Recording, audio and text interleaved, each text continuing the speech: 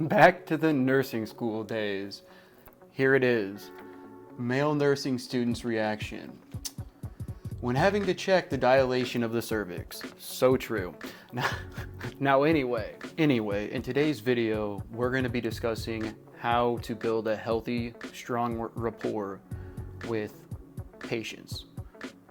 Being a RN, which I am, being a CNA, PCA, you name it, or even doctor, this, in my opinion, is how you can develop healthy relationships with not only that, patients, staff, and more importantly, being able to go home and not take work home with you.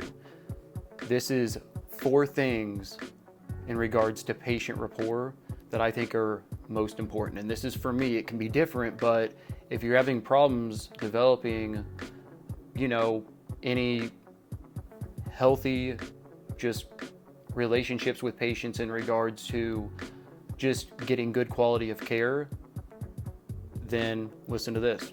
Let's jump into it. I just wanted to do this because it just kind of came to my mind just, over the past couple months, because sometimes even, there'll always be, that sometimes even that one patient that doesn't like me as a nurse in regards to, I always will show someone respect. But just recently, I feel like I've been pretty successful in most of the stuff I've been doing in regards to patient care, etc., etc. But let's go ahead and jump right on into this. Like and subscribe, leave a comment as well. This is just how patients can also trust you. So let's get into it. All right, so the first tip for rapport. You as a healthcare worker need to know your role. And what I mean by this is know your role as the field, meaning if you're an RN, knowing not only your policies, practice and the role and scope of what you're doing, but also knowing your states, because every state has different nursing boards, etc., doctors boards, etc., etc. So know these, because a lot of times, especially working in psych, you got to understand that there will be times where you will be put in situations where you have to go back sometimes to that legal and ethical. You have to be very, very aware. And for me, in any healthcare job, but in particular in psych, you have to be aware and know your role. Also, this will really help for somebody who's new at a healthcare facility where you're not overstepping your boundary. There's a way to ask somebody, hey, do you need help? Than just starting to do it, because I'm not gonna lie, even for me, I'm okay if somebody asks me, hey, do you need help? I will tell them, but sometimes I will say, like on my end, I see somebody, I think they need help, and sometimes I'll just jump right into it, but I haven't established that boundary. So that would be with your healthcare workers. Also, same with patients. Always ask questions, especially in psych. Don't just assume anything as a healthcare worker. Trust me, you will get literally, not eaten alive literally, but patients and staff will try to take advantage of you. So that's number 1. Number 2, personal info at the nursing station. So in the inpatient setting, from a healthcare worker's side, and this happens sometimes even, I'm not gonna lie, with, even when you have people coming in as guests like nursing students, sometimes you gotta tell them, hey, can you be quiet, because they'll be, sometimes be talking about, oh, this is what's going on in school, this, that, and the other. And it's like, I'm trying to do my assessment with my patient, and the patient is getting irritated and agitated. Let's actually back that up. They already are agitated. Now they're becoming extremely agitated because there's people talking behind them, which, just leads to a bad experience for both the nursing students and the RN for the day. So honestly, this goes also towards a staff worker in general. You got to understand, patients can hear everything everything that we are saying, even if we don't think it. We could think, yeah, and what I mean by this is, well, if there's no one there, that's one thing. But if there's patients, you think are watching TV in the day room, in their rooms, this, that, and the other. There's a lot of patients who won't come outside of the rooms. They'll just stand at the edge of the door and observe. This happens a lot of times with psychotic patients, and they're there. But you got to understand, they're in psychosis a lot of times. Sometimes they're in their own world, having visual and auditory hallucinations, you name it. And we're as a staff worker, we're talking to each other, just talking about stuff. Sometimes information will slip. Oh, I'm going here tonight. I'm going there. You don't think anyone hears it. Patients do hear it. Patients do hear these things. These are things. This is one thing in order to prevent, your information getting out there and a patient finding you. Safety, and just not giving away information, because unfortunately it happens. Always know your healthcare, know wherever you're working its protocols, because sometimes you can have your first and last name initials, sometimes just first name. But I'll tell you this, universal, never give a patient your full name. Never do it. Just going to end it there. So that's number 2.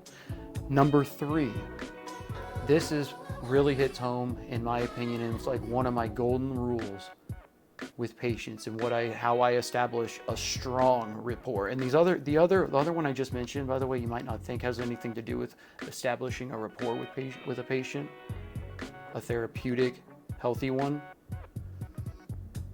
It does, because they don't want to hear that stuff. They can be paranoid. You really have to understand that. You don't know what's going on in their minds at the time. But I just wanted to repeat that though. But for rapport, listen to the patient. Listen to your coworkers. You don't have to talk every second. Let there be silence. For example, I'll give this for an example. When I first go into a shift at the very beginning, because I don't drink caffeine right when I wake up or anything, it takes me a minute to adjust. Typically for me, the first 2 hours of my shift, for me, what it really helps if there is, and I'm not going to say it has to be completely quiet or anything, nothing like that, but since I know more than likely it could be loud when I first go there, I tend to be quiet, meaning I'm just trying to get my day started. Then I start my assessments after I pull my meds. Then I become more social. Reason I say this is because listening and understanding and this goes towards staff in general to each other. If, for example, someone doesn't want to talk in the first couple hours, and what I mean by this is just talk. If we have to call doctors, we need to talk about specific things. That's one thing about what's going on for the day there. But outside of that, for me, I just like to be quiet. That's just how I am. That's me. But that's other people as well. So listening to what your coworkers prefer in regards to their early morning routines also goes with just listening, and also listen to the patient. Don't cut the patient off. There's a way to do it if they're paranoid, they're delusional, and you can't get them to be quiet, and you cut them off to redirect them. That's one thing. But don't just cut a patient off to cut a patient off. And a staff worker, same thing. That's just unprofessional. Don't do it. So listen to the patient. Even though they could be wrong, you still don't treat them like that. They're a patient, but don't treat them like they're inferior to you. Don't do it. And to this day, I can tell you this, I would never do that to a patient. I wouldn't do it, because, even though I might be in a bad mood or whatnot, it doesn't give me the justification to do that to someone else.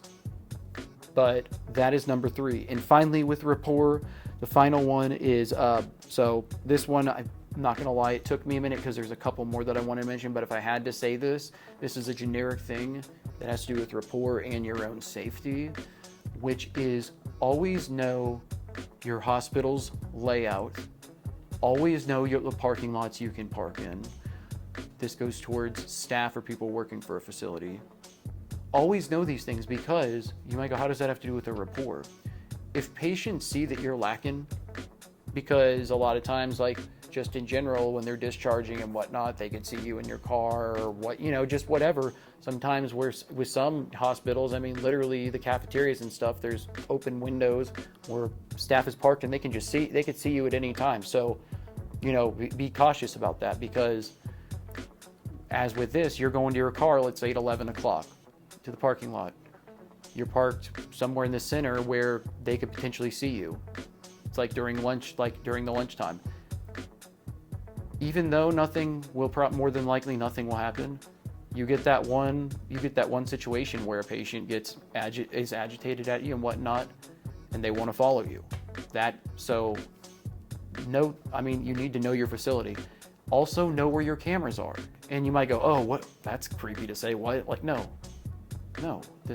In this way, this can save your degree, or not, well, degree if you're in school, but can save your career path, knowing where your cameras are. And I say this because you will always have that one person or patient who just does not like you at all, and they will use anything they can against you. Anything. It doesn't matter. And knowing your cameras is something big, because if they ever accuse you of especially something, let's say a patient accuses you of, doing whatever, and there was physical contact with it. Know your cameras, because always stay within the camera range. So if they say something and they go, oh, if the patient goes, oh, this person touched me, and you're like, no, I didn't, look at the camera. If you're gonna have to go into a room, which happens, if you have to go in, be very cautious with the intent, meaning, if the patient's like, hey, can you get something under my bed? Ask what it is, obviously. And if it's essential and it really needs to be done, like let's say information in regards to they're getting ready to discharge, you need, for whatever reason, a card, and the card for whatever reason was locked up under the bed instead of the locker, bring in a second staff member. Bring one in. That's why I'm being serious about that right now. Always have a second staff member, and more importantly, it better be a staff member that is cool with you. Meaning, you're like, wait, what does that mean? How it works, sometimes some staff will not like you, and they'll side with the patient. That can happen. That shouldn't, but it does. It does happen, unfortunately. But I know this was a random video, guys. I have females, males, everyone, but I wanted to put this out here because there's a lot of situations going on around there. You can even look at your boards and whatnot, look at all the crime, all the stuff that people are, look at all the different things people get, accused of, and people getting, and let me get this straight. If people are, once again, our staff members are doing things, once again, that are harmful, are, you name it, that everyone should be punished for that. It doesn't matter. But there are situations where you get accused of stuff, and in reality, obviously you didn't do anything, but you could still go down, that's just how it is. And I wanted to put this out here because, just in general, there's a couple Netflix shows about RNs and whatnot, and there's more male RNs today, and just kind of, just the different type of things throughout history that have happened in general with scams and stuff, which you might go, why are you talking about that? I'm going to start reacting to different male RN shows, movies, and what you name it. And the first one I will do in the future is going to be that nurse who essentially was killing people. He was working in different ICUs, you name it. But that's going to be in the future. Working on the meth history video soon, that will be dropping as well. And the next video that will be dropping, probably in the next 2 to 3 days, who knows, maybe earlier, is going to be the tramadol video, where I will be going into, in regards to the tramadol video, I'll be going once again into the potential of it, because I've made one video about this, but there's some other stuff I forgot to actually mention, and I want to just go over also again just the success I've been reading about with it in potential to its off-label use. But guys, I know this was a tangent. This is your daily dose of mental health. Like and subscribe, share it, you name it. You know, I'm so blessed for all my subscribers. You don't even understand. Even if you're a hater, I don't care. But this channel is truly and specifically to destigmatize mental health, because there is a current mental health crisis we are in, and we will look back on as what did we do, America, as where I live right now. But like and subscribe, leave a comment. I love you all. I am out. Have a happy week.